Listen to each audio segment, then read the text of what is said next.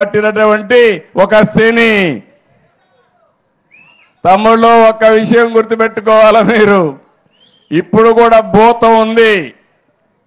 ఆ భూతాన్ని పూర్తిగా భూస్థాపితం చేస్తే తప్ప ఈ రాష్ట్రానికి ఎవరు మళ్ళీ రారు. ఆ విషయం మీరు గుర్తుపెట్టుకోవాలి. మళ్ళీ అంటా ఉంది ఆ భూతం లేచి నేను వస్తానని. ఏం చేస్తారు?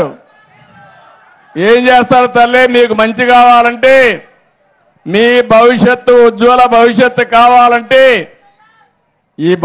ఇలాంటి భూతాల్ని పూర్తిగా భూమిలో చిరస్థాయిగా ఏం చేయాలి? పాతేయాలి. కాంక్రీట్ కూడా వేయాలి మళ్ళా లేకుండా. అప్పుడే ఇది సాధ్యం అవుతుంది. ఇప్పుడు ఉన్నాడు మిత్రుడు పవన్ కళ్యాణ్ గారిని నేను పోతే మీరు ఒక విషయం చూడండి. మాకంటే గొప్ప వ్యక్తి, పెద్ద చదువుకున్నాడా, నెత్తిన రూపాయి పెట్టి ఏలం వేస్తే ఒక్క పైసాకు పోడు. అలాంటి వ్యక్తి ఏమేం చేశాడో మీరే చూశారు. అందుకే ఈరోజు నేను మిమ్మల్ని అందరినీ కోరేది, మా ఆలోచన ఒకటి, ఒకసారి కంపేర్ చేసుకోవాలి. 2014-19లో 27,444 కిలోమీటర్లు సిమెంట్ రోడ్లు వేశాం. మనం ఉండుంటే 100% సిమెంట్ రోడ్లు అయిపోయేటివి. 5 ఏళ్లలో 6,643 కిలోమీటర్లు వేశారు. మీ గ్రామాల్లో చెత్త ఉంది. ఆ చెత్త కూడా ఒకప్పుడు మీరు చూస్తే మరుగుదొడ్లు లేకుండా రోడ్డు మీద చెత్తేసి రోడ్ని మరుగుదొడ్డుగా వాడుకున్న రోజులవి.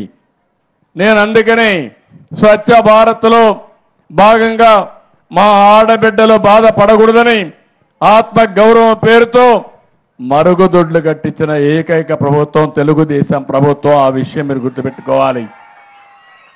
అదేవిధంగా చెత్త నుంచి సంపద సృష్టించాలని వానపల్లిలో మీ ఇంట్లోనే వచ్చి చెత్త మీ ఊర్లోనే వేస్ట్ కాంపోస్ట్ కింద తయారు చేసి అది మీ పొలాలకు ఉపయోగించుకుంటే లాభదాయకమని అలాంటి కార్యక్రమానికి శ్రీకారం చుట్టాం. ఇలాంటివి దగ్గర రాష్ట్రంలో 9,838 కేంద్రాలు ఏర్పాటు చేసి రంగులు కొట్టుకున్నాడు. రంగుల పిచ్చోడు. కానీ అది ఏమీ ఉపయోగించకుండా చేసే పరిస్థితి వచ్చింది. రంగుల మీద ఉండే పిచ్చ ఈ పేదవాళ్లపైన ధ్యాస లేకుండా చేసే పరిస్థితికి వచ్చాడు. ఆ రోజు గ్రామాల్లో మీరు చూశారు. నేను ఒకటే ఆలోచించాను, ఎల్ఈడి బల్బులన్నీ పెట్టాను. అది కూడా ఆటోమేటిక్గా లైటింగ్ సిస్టమ్ పెట్టాం. దగ్గర 25,22,000 ఆ రోజు వీధి దీపాలు వెలిగిస్తే ఈ దుర్మార్గుడు వచ్చి వేసిన వీధి దీపాలు 40% వెలగడం లేదు. తీసేశారు దొంగలు. అవి కూడా తీసుకెళ్ళిపోయారు. ఏం చెప్పాలనో అర్థం కాదు. అంటే ఇలాంటి పాలన ఈ రాష్ట్రానికి అరిష్టం. ఆ విషయం మీరు గుర్తుపెట్టుకోవాలి. పంచాయతీ నిధులు ఈరోజు ఇక్కడ సర్పంచ్ ఉన్నాడు, ఉత్సవ విగ్రహంగా తయారు చేశారు ఆయన్ని. ఫైనాన్స్ కమిషన్ ఇచ్చే డబ్బులు ఇవ్వకుండా డైవర్ట్ చేసుకున్నారు. వేరే పనులు ఖర్చు పెట్టారు. మేము పవన్ కళ్యాణ్ గారు వస్తామే 990 కోట్ల రూపాయలు మొన్నే రిలీజ్ చేశా. మళ్ళీ 1,100 కోట్ల రూపాయలు రిలీజ్ చేయబోతున్నాం. అంటే దగ్గర 2,100 కోట్ల రూపాయలు రాబోతుంది.